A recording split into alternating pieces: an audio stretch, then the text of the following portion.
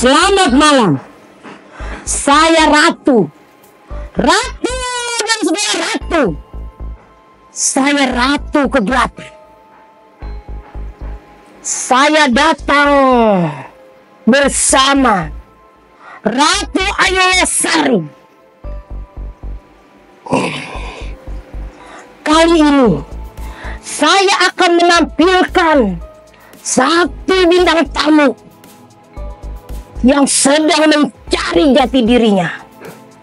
Konon katanya dia sering kesurupan seekor mermaid.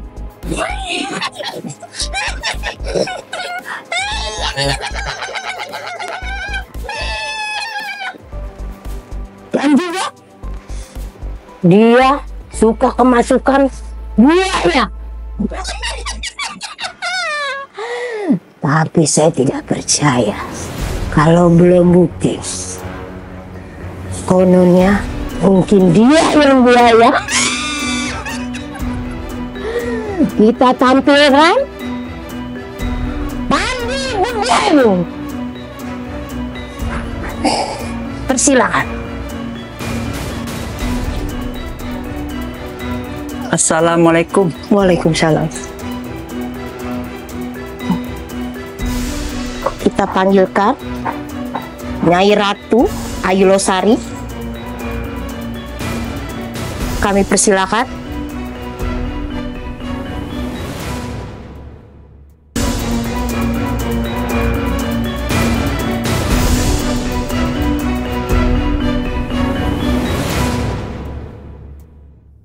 Pok, tongkat lu gimana ini? Iya, gue pikir ini tongkat gue. Oh, jadi gitu. Mentang-mentang bintang tamunya ganteng lo ya. Masa? Dasarnya pelet. Nih, gue balikin ke lo. Makasih. Sama kayak tongkat.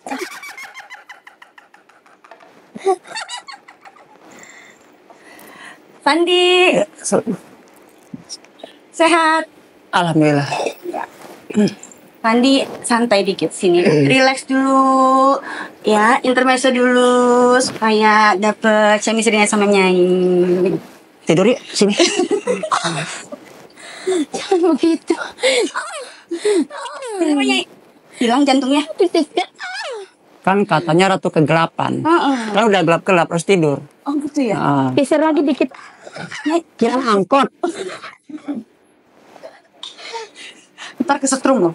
Apa? Kesek-kesek. Ulat belut ya? Iya, ulat keket. Kira belut listrik. Nah itu dia. Bahaya nanti. Geser-geser. Kan mungkin. Batas suci ya? Sampai kemasukan. Nih ada tongkat. Kan belum, dia biar cerita dulu Nyai. Gimana sih? Datang-datang udah kesurupan. Kacau nih orang. Nyai udah pengalaman begini, Ratu. Datuk. Berarti Nyai dari tadi melihat sesosok datuk. Ya udah ntar tahan. Kita mau menyapa pemirsa dulu ya. Oke. Gue telepon si Pesek nih.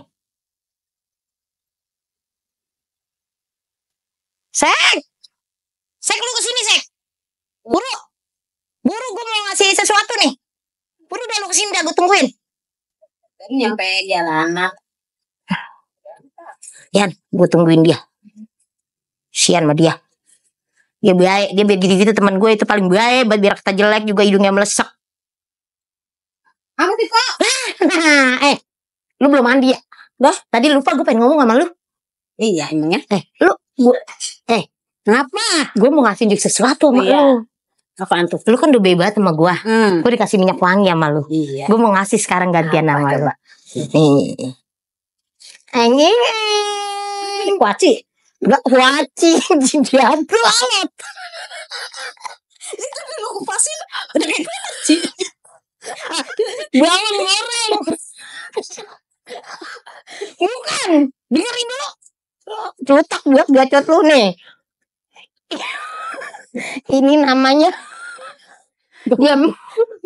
ini namanya garam Aura, sama produknya dari Ratu Ayu Losari.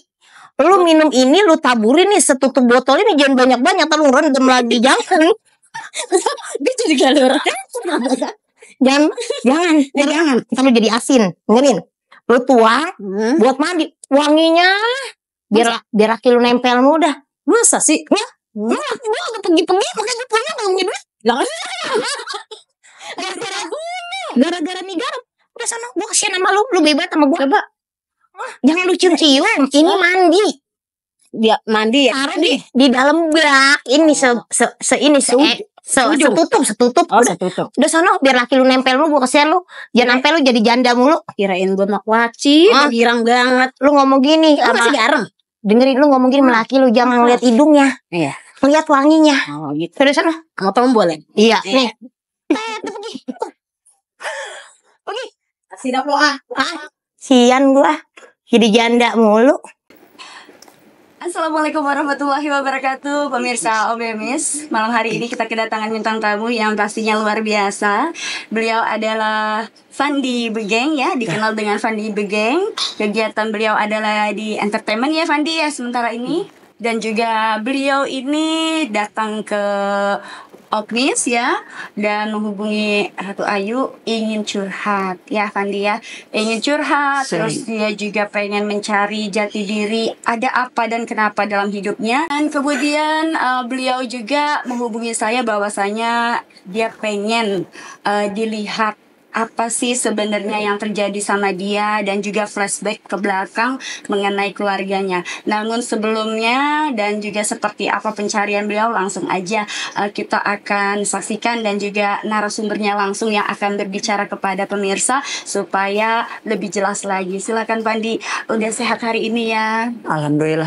Alhamdulillah, walaupun sepertinya agak bingung, sempat tadi di jalan juga hampir cancel ya?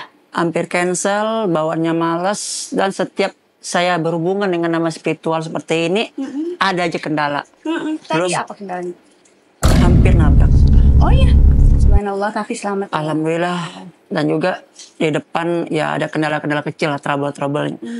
Tapi itu mungkin penghambat. Mereka tuh mungkin, kita nggak tahu ya. Nah, mungkin dari mereka-mereka ini tidak senang dibicarakan, tidak senang diekspos, dan tidak senang dikeluarkan dari zona nyamannya.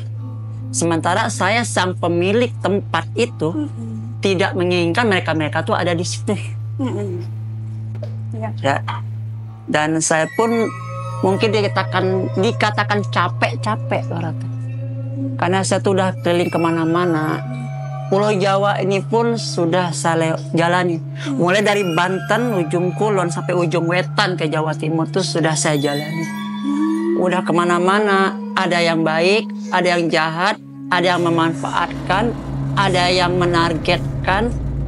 Bahkan dari gara-gara menargetkan itu saya punya trauma. Trauma minum kopi. Oh ya, ada apa dengan cerita di balik kopi? Jadi di perjalanan ke sana ada warung kopi. Mungkin orangnya sama-sama, dulu kan saya gondrong segini, kurus. Mungkin dia nargetin. Mungkin kopinya salah orang, saya minum. Di dalam minum itu ada rambut. Nah sejak saat itu kalau saya minum kopi, makanya dimanapun saya berada saya tidak pernah minta kopi. Kalau teh kelihatan bening, kecuali kopi saya bikin sendiri. Tapi kalau kopi bikinan orang, kopi warung yang sasetan, saya bikin sendiri. Bukannya saya takut, tapi saya trauma dengan kejadian seperti itu. Oh, jadi sempat diminum terus karena kena lidah, rambut. Reaksi kamu apa waktu Pusing. Habis itu saya tanya, "Ma, ini pelayannya apa nih, kopi siapa?" Untungnya kopinya salah. Saya kan senangnya luwak. Dia ngasih kopi hitam. Oh. Jadi mungkin dia bentar ya, mungkin dia dibayar orang, kita nggak tahu lah ya. Tapi itu udah beberapa tahun yang lalu lah. Nah, itu pertama. Yang kedua, kenapa saya memberanikan datang, saya menemui Ratu, kan? Pertama, saya tuh nggak tahu dengan keanehan sejak saya lahir. Iya. Dari saya kecil, ini cerita di sisi saya kecil, itu saya tuh sering dibikin kebencian orang. Orang tuh benci sama saya semua. Saya benci, jadi yang tahu cuma orang yang melahirkan ibu yang tahu semuanya, dan juga teman-teman terdekat lah yang dianggap care lah gitu, yang circle saya yang tahu gitu. Dari kecil saya sampai dewasa seperti itu. Nah, saya dilihat keanehan itu oleh seorang guru agama. Waktu itu saya di Sumatera ya. Mungkin Asli Sumatera. Sumatera. Mungkin dari baju saya udah tahu lah saya dari mana. Jadi guru tuh pernah ngomong gini, ibu lihat kamu keanehan tapi ibu hanya bisa melihat. Kalau pengen kamu tahu, coba kamu pergi jauh. Biasanya kalau orang sana bilang menyeberang pulau. Menyeberang pulau. Ya, menyeberang ke sinilah tanah Jawa. Ya mungkin karena dulu saya ada internal lah ya, makin kuat dan dia momennya tepat saya pernah tahu ke sini. Awalnya saya nggak merasa keanehan, ya keanehan seperti inilah. Terus ibu nih ngomong, kalau kamu pengen tahu kamu itu kondisi kamu tuh gimana, coba kamu menjadi orang menonjol. Maksudnya apa?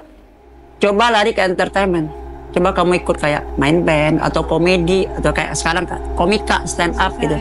Coba kamu di panggung lihat reaksi orang-orang yang lihat kamu. Kalau ada orang-orang di sana yang lihat kamu aneh atau mungkin nggak ada respect, ada something wrong yang kamu. Lalu? Awalnya sih bilang itu mungkin hanya ini apa? Wejangan. Jangan nasihat biasa. Tidak ada arti apapun. Benar. Begitupun dengan almarhum nenek dari pihak ibunya ibu. Sebelum meninggal pernah juga bilang ada kayak kakek tuh pernah gendong kamu. Dia tuh pernah ngegigit atau apa, nempelin apa tuh dekat pipi. Kayak apa, itu transfer lah. Transfer energi. Gitu-gitulah kita nggak tahu lah, walau-walam lah. Dia kaget. Ngapain cucu? Dia taruh. Terus kamu masih bayi lah gitu, mau lahir. Nah, terus kamu sakit-sakitan. Saya emang sakit-sakitan. Makanya dari kecil sampai sekarang tuh badan saya nggak naik-naik. Iya. Nah, kasih sakitan sampai dirawat sama orang lain. Ibarat orang sana dibilang saya tuh dijual. Dijual tentu diasuh sama orang lain dulu. Sampai akhirnya harus ditebus. Saya udah nebus sebelum saya kesini. Saya udah nebus kayak nenek itu, beliau udah meninggal. Sebelum meninggal saya udah nebus diri saya. Ucapin terima kasih waktu itu saya sakit beliau giniin. Beliau yang merawat. Dan itu sampai saya ke sini tujuan saya tuh kerja kan, saya kerja ke perusahaan industri lah. Di situ kerja nggak ada yang beres, temu teman lawan mulu. Orang itu bilang saya tuh cari lawan, cari ini cari itu. Akhirnya kerja nggak ada yang beres, urusan keluarga gue nggak beres, apapun urusan tuh nggak ada yang beres lah. Nah akhirnya saya tuh bingung lah ngapain ya kan. Nah saya bandingkan turun ke jalan ya ikutkan ke komunitas bis lah dulu kan. Saya ketemu orang Bima Mataram, NTB, namanya Bang Rudi. Nah Bang Rudi inilah pertama kali ngebongkar saya. Ngebongkar apa yang ini Ada di dalam. Apa kata beliau? Kata Bang Rudi itu dia mau dibersihin sama Uwa, tapi di sana katanya sih saya terus dibakar, dipertaruhkan hidup, tapi harus ada orang tua saya orang yang darah kandung yang lihat, mama atau ibu, bapak. Bapak kan nggak peduli. Mama bilang takut. Akhirnya saya disuruh berobat ke Padang. Dan di Padang pun sudah berobatin. Dan ini kadarullah atau apa ya? 3 orang yang ngobatin saya itu, 3-tiganya meninggal. Lah? Serius nih. Ya. Oh gitu? Nenek yang dekat itu meninggal, bapak itu meninggal. Yang berusaha ngobatin? Ya, pokoknya bukan mungkin udah waktu kadarullah atau apa, tapi setelah yang ngobatin saya itu mungkin 6 bulan setahun meninggal. Itu aja? Udah ada yang lain belum? Nih jangan deket-deket. Nggak murim. Jadi setelah saya balik lagi ke sini, saya coba ingat kata-kata guru kan kenapa? Ya udah. Saya cobalah peruntungan ke entertainment, saya ikut komika, mungkin komika yang Ratu tahu, tanya, kenal Fandi Begeng? Karena dulu saya pernah berguru sama Ramon, bapaknya almarhum Namnong. Saya pernah juga di komedi cafe dulu kan. Tapi tujuan saya tuh bukan untuk entertainmentnya, tapi saya untuk mencari, ya, saya ingin semua itu bebas. Dan banyaklah orang-orang, anak-anak indigo yang masuk kayak ketika saya live itu kan, atau streaming atau komentar. Badan kamu nih nggak gemuk karena ada yang makan. Jadi kamu itu makan sebanyak apapun seperti ini juga. Nah, ada yang bilang maaf, saya dibilangnya kayak gitulah. Tapi saya ngerokok aja minum nggak. Sampai-sampai saya punya kakak orang satu kampung dokter. Sampai saya live-in saya tes. Saya dibilang seperti itu. Saya bilangin, saya taruhan saya tes. Saya bilangin, saya kurus bukan karena itu. Dan beralih lagi pengobatan seperti ini. Saya sakit, out-outan, berobat kemana-mana. Sampai ada yang bawa saya ke Jawa, nggak taunya tujuannya lain. Sampai saya bawa ke hutan juga. Sampai saya ketemu banyak-banyak monyet. Monyet saya banyak ketemu, saya lihat matanya itu mata manusia. Ya, dan monyetnya jinak. Dan juga orang yang saya bawa itu pernah saya bawa ke hutan monyet itu. Ternyata dia diserang monyetnya. Serem juga. Karena orang yang bawa saya itu mungkin dia auranya melawan, nantang. Nantang nggak baik. Ya, dan tiba-tiba dari areal makam itu, salah satu dari makam itu masuk ke saya, ngusir. Pakai bahasa Sunda, sangka saya nggak ngerti bahasa Sunda. Itu keluar, teriak, gelegar gitu. Akhirnya keluar, dan setelah itu orang itu saya ajak ke situ nggak mau lagi dia. Takut, alasannya nggak bulu-bulu monyet. Jangan di rumah dia miara kucing. Nah, akhirnya setelah itu saya ke sana, saya punya daya tarik ke situ. Sampai saya tarik ke situ, sebelumnya saya ikut pengajian juga, orang-orang Tawasulan gitu. Dia ikut sejarah. Nah, saya ikut ziarah sampai mereka udah agak kasar ke situ terus. Saya kayaknya ketarik ke situ. Itu di mana? Daerah Banten. Banten dalam. Pokoknya suatu daerah Banten lah, nggak bisa disebutkan namanya. Banyak ilmunya sih tuh. Nah, jadi saya ke sono. Tapi saya jujur saya bukan nuntut ya apa, tapi kan tarik, oke, saya ijazah silaturahmi, saya jarah sama kuncernya. Sampai satu ketika kuncernya nyuruh saya gini, oh, kamu kata ahli wilayah sini, semesta ini, sisi tanah ini, minta kamu sendirian di sini malam-malam. Tapi sebelumnya kamu ke rumah saya dulu. Memang saya nggak takut lewat situ malam-malam. Tapi setelah itu saya punya feeling, wah ini nggak beres nih. Ini kayaknya Rogo Sukmo nih. Ya. Dan saya pulang dari situ, saya ingat 21 April 2023. Saya mengalami tabrakan, mungkin balik kaki saya Ratu bengkok sebelah. Saya nabrak kuntilanak. Posisi kamu lagi ngantuk mungkin? Saya kalau malam pasti saya teriak-teriak nyanyi rock. Oh. Kayak Linkin Park apa saya teriakin. Supaya mengusir rasa ngantuk. Biar nggak iseng mungkin ya. Nah, Biar nggak ngantuk. biar nggak ngantuk. Itu kejadian di Dan Mogot. Ya, saya persis tahu. Saya tabrakan di depan Padina. Tapi kenapa saya itu jatuhnya di depan Polsek Batu Ceper. Jaraknya 100 meter kan, lebih gitu. Lebih. Ya. Dan saya di jalur cepat. Tiba-tiba nih ada orang yang depan saya ini, dia ngeblank. Dia ada urusan rumah tangga, kata kakaknya yang input. Dan dia tulang sininya geser. Dan kan saya jatuh itu 21 April 2023 itu malam takbiran. Orang mau lebaran. Kalau 21 April itu Muhammadiyah lebaran, kalau pemerintah besoknya. Jadi saya pas jatuhnya di situ. Dan kadarullah saya jatuh. Orang kalau mungkin mau lebaran bolak-balik pasti rame. Mungkin kalau saya jatuh dalam keadaan nggak spiritual nih, mungkin saya udah lewat. Saya jatuh demi Allah, demi Rasulullah, badan saya nggak ada kenapa-kenapa. Kalau emang ini jatuh ke aspal, ada lecet atau tulang geser. Ini enggak. Cuman motor ketiban sama kaki dan motor saya ketemtal dan orang yang saya tabrak ini geser. Itu aja. Dan dipegang untuk diurut sama saudara, panas. Akhirnya saya ke Pak Ustadz, yang ngeluarin ada asap putih di kaki saya. Mungkin itu, nih lihat, beda. Agak sedikit pincang ya? Iya. Udah nggak bisa lagi dilurusin. Udah berobat kemana gitu, ke dokter? Ke ortopedi pernah, kayak ini udah. Tapi Yang kretek-kretek udah emang enggak. Nah ini mungkin menyelamatkan nyawa saya dari perbuatan mereka itu. Iya. Karena mereka sebelumnya setempat kemana-mana itu emang mau saya tuh dimanfaatkan atau mungkin mereka punya maksud dan tujuan dan ngelihat saya, wah ini anak kayaknya bisa nih. Ya, ini anak kayak gini nih. Nggak. Dia ngomong seperti itu.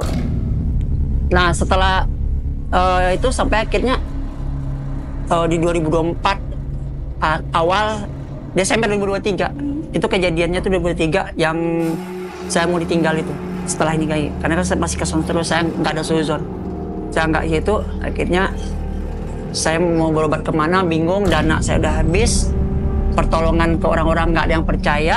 Yang percaya waktu itu cuma ibu doang, mama doang, tapi beliau sejak 2022 udah kehilangan daya ingat dan saya terpukul sekali. Teman-teman terdekat yang dulu mungkin udah nggak lagi itu kan. Jadi saya tuh cobalah memberanikan ke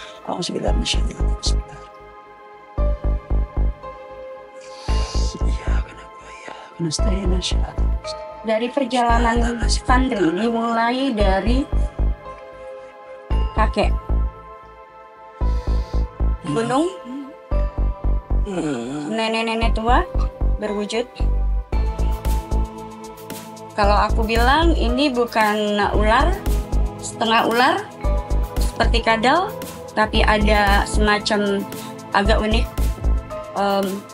kayak manusia, ular, kadal, tapi bukan dari sejenis jin, tapi dia ada kaitannya dengan iblis. Mohon maaf. Kakek dulu pernah melakukan suatu perjalanan untuk memiliki suatu ilmu yang sifatnya adalah kadigdayan. Kalau bahasa Jawa kadigdayan itu untuk ilmu kesaktian. Dan dia pada akhirnya ada suatu gua di sebuah gunung daerah Padang. Ada gua, Ya, ada gua, ada gunung. dan di gua itu beberapa tahun lalu saya pernah ke situ, tapi saya ketemu cucunya. Ya. Dan cucunya itu ngaku ada dulu ke situ, dan cucunya ini ditemanin oleh seekor anjing. Ya. Saya pribadi trauma dan takut dengan anjing, tapi anjing itu manut sama saya karena matanya mata manusia. Bukan mata anjing, tapi mata manusia. Ya. Maka saya bilang ini adalah sosoknya. Di belakang sosok nenek tua tersebut adalah seekor anjing. Kalau di iblis, Baal. Ya. Seperti itu.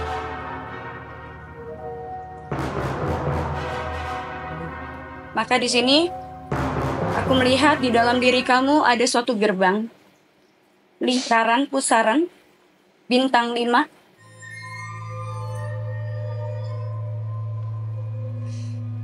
Dari tulang kamu sampai tulang ekor. Sampai buhur. Ya, Sakit? enggak. Ya. Cuman ada merasa tidak suka. Oke. Yang tidak suka, silahkan bereaksi. Dan aku lihat di sini setelah kakekmu melakukan perjanjian tersebut dan mengharuskan dari keturunannya, darah keturunannya, mengorbankan keturunannya dari beberapa keturunannya, dan ada salah satu di antara keturunannya yang harus dijadikan tumbal dan dijadikan budak iblis tersebut. Dan aku melihat tanda itu ada di kamu. Ya, Dari keluarga kamu, perempuan, ada satu sampai detik ini tidak pernah menikah. ya. Lalu, Dan dia sering mimpikan nenek-nenek. ya, Setiap dia diobatin, selalu ditolak. Alasannya ada nenek-nenek yang bisikkan saya. Jadi saya tidak akan bisa diobatin. Itu kata beliau. kita akan lihat kamu bisa diobatin atau tidak.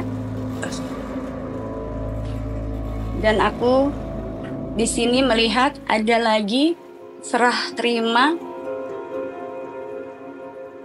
dari kakek ke ayahmu. Ya, Diterima dengan sukarelawan, beranggapan bahwa jika mana ayahmu melakukan itu, hidup dia akan sejahtera. ternyata tidak. Itulah iblis. Dan iming-imingin karena gelar ketua adat. Karena beliau berdua ini ketua adat. Dan saya adalah anak ketua adat. Paling atas pimpinan pucuk tertinggi di satu kaum. Datuk Rajo. Dengan berbagai macam gelar.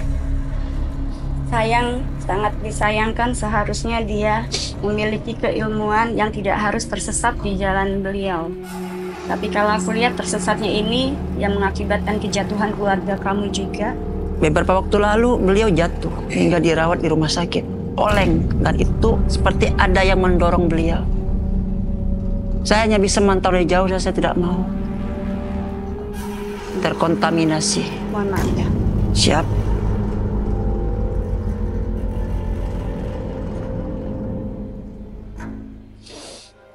Astagfirullahaladzim.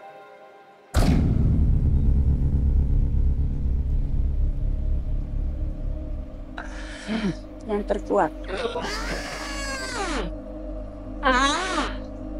Yang terkuat. Masuk. Tunjukkan dirimu. Wujud aslimu. Yang ternampak di mataku. Yang sedari tadi memandangiku. Dan berada di belakang anak ini.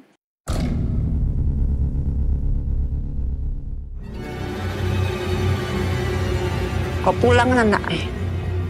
Siapa kamu? Suruh anak kau pulang. Kakek. Kamu kakeknya. Kenapa kakek ada di sini? Kau cucu Den. Aden sama Koso. Kau darah Den. Apa udah punya beranak? Apa udah punya cucu? Harus mati. Untuk apa? Mati untuk apa? Harus mati kawanan Den. Tujuannya?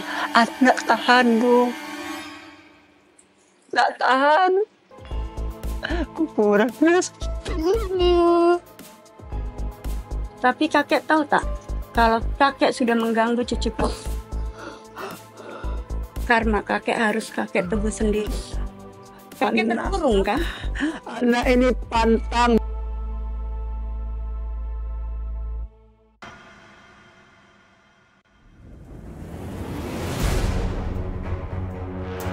Apa yang terjadi dengan kakek di Pulau Jawa?